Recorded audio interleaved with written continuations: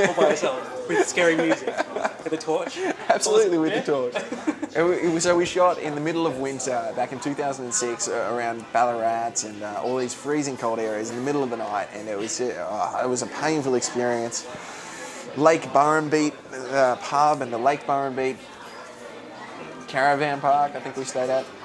It was a fun time. Did that give you your first taste for movies and stuff? Yeah, definitely for on-camera stuff. That was the first real taste that I had. And you started with a speaking, talking, leady type of role. Yeah, look, it's a good shot. No, I don't want to talk this up to be any kind of big shot thing. It's a small film. It's got a lot of heart in it from the director, and it's his love project, and that's the reason that it's getting the success now. Just because he's sacrificed 4 or 5 years of his life to making sure that this succeeds. But you're more proud of your achievement with Pacific. Yeah, well, that's bigger. It's obviously bigger. It's huge. Different scales. Tom Hanks, yeah. And what's happened since then? You said it was 2 years ago. Has that led? I mean, you said you're having problems with your agent. So was she not jumping in? Isn't it time to, as soon as you're being aired or just being involved in something, that's the time to push you as hard as possible? And she shouldn't do that? Well, look, the issue that I had with my agent back then was that there were a lot of false promises being made, which can happen. But again, as an actor, you can't rely on the agent to be the number one person. The agent's not always going to be looking out for you and doing everything in your best interest. You've got to put in the hard work.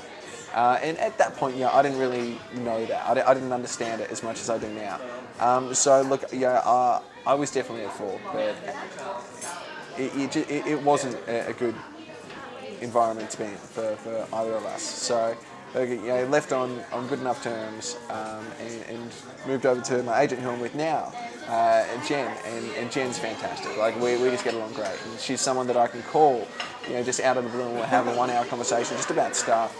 And I'll call her for advice. What should I do about this, and how should I go about doing this? What's her name? Hennessy. So Hennessy and Harley is her company. But she's been fantastic, and I would never dream of changing agents. Are you all about screen now, or are you still interested in theatre? No, look, my main love is always going to be in theatre. I just love it. It's just the intimacy and the spontaneity of it. It's just all like in the moment.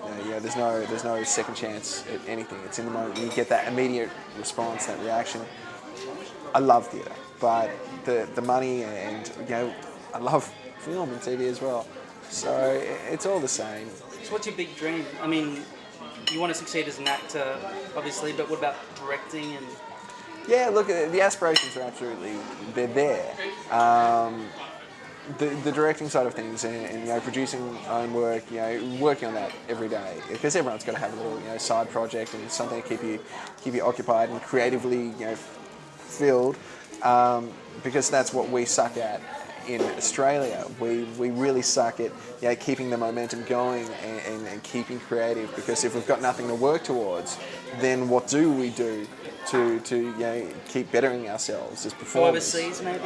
Is it such a small country that we need to look outside of Australia for opportunities? Unfortunately it is. I mean, all the work's over there at the moment. We've got work here and the work's good here, but it's hard to come by. And it's hard to come by anywhere. But there's definitely a different mentality somewhere like the States. And you just went to LA? New York. Yeah, that's right. Suss it out, you say? To suss it out, But he's got an agent in LA now? Yeah, that's right. From that journey? From that journey. Well, that was good. It was very cool. We made some pretty cool contacts whilst we were over there. How did you sell yourselves? Just look. The showreel or? No, there's 2 ways that you can do it over there, really. The first way is just being really professional about everything, and just really getting into those meetings and doing a lot of emails and phone calls and stuff. But there's definitely the after hours scene in LA. There's definitely the bars and the nightlife over there, and the party side of LA. And look, I won't lie, Liam and I kind of embrace that. I've got friends who are over there who don't do any of that, and they hate it. And of course you do. It's such bullshit. you know, it's all a game over there. But if you can, you know, sacrifice your dignity and your conscience and say, you know, fuck it, this is a game, I'm going to play this For game. the sake of networking. For the sake of networking. That culture's definitely there, and it can help, and you're going to meet people, and people are going to blow smoke up your ass and tell you this and tell you that and build you up like nothing else. And it's great, you know, but there are so many bullshitters. They're so good at bullshitting, and you believe every single one of them. But you can't. People You are can't. giving you opportunities. They say that they're going to give you an opportunity. Yeah, that's right. Why would they say that? Why would they? Yeah. Sex. Yeah. It's all about number one over there, and they're Oh, so they gain power because they say that they've got opportunities coming out of their pores, or what? I mean, I don't know. Everyone loves they want to having have the sex power with over you. there. Is that what it is? Well, I don't know. It's a weird old place, but you've got to be cautious. So when you meet people, you know, we'd go home and we'd jump on the internet and we'd Google, you know, were they telling the truth? Are they who they're saying that they are? And 9 times out of 10, no. Sometimes, wow, holy shit, you are that person, you know. So they were lying. Yeah, a lot of people would, you know, but not lie. They just stretch the truth. They're really good at stretching the truth. But moral of the story is, over there, actors work hard, do a lot of hard work, and like not just when they're preparing for a role, but just like every day. Every day they're working towards what they want, and whether that's, you know, doing classes, and they all do classes over there. You know, classes are great, and they've got great classes to do. There's some shit classes, but there's some really great ones. And I went over and I did Ivana Chubbuck, the Ivana Chubbuck studio over there. She's got a book called The Power of the Actor. Her technique's the Chubbuck technique, which I love. It's a technique that I use. And that was great. And it's so good to meet all the actors. But they're really, you know, every day they're waking up and they're going to the gym, and, you know, they're whitening their teeth, and, you know, they're getting their haircut, and they're looking good, and they're perfecting their craft, because they know that that's what has to happen. And, like, it's a superficial Learning how town. to ride a horse. And Yeah, sure, why not? yeah. So how did you feel going over there without having? I mean, you had already been on the Pacific, so you had a lot of experience with the professional attitude that you needed, and you knew about that. after that. Yeah. Did Liam know? I mean, what was his... Look, nothing could really prepare us for being over there. And I was expecting it to be just an arrogant, artificial, false town. And yet you say Tom Hanks wasn't like that.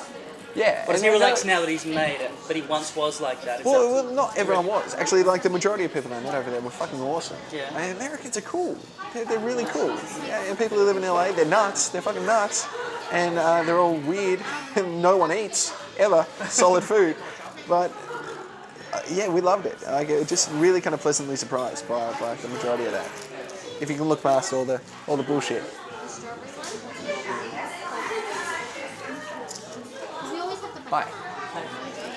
Hi. Mark Taylor.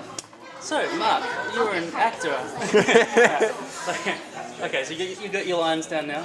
I got my lines Ready down. to go. Okay, and action. Man, it's tiring, isn't it? Oh, we've been going for a long time. He's so sweet.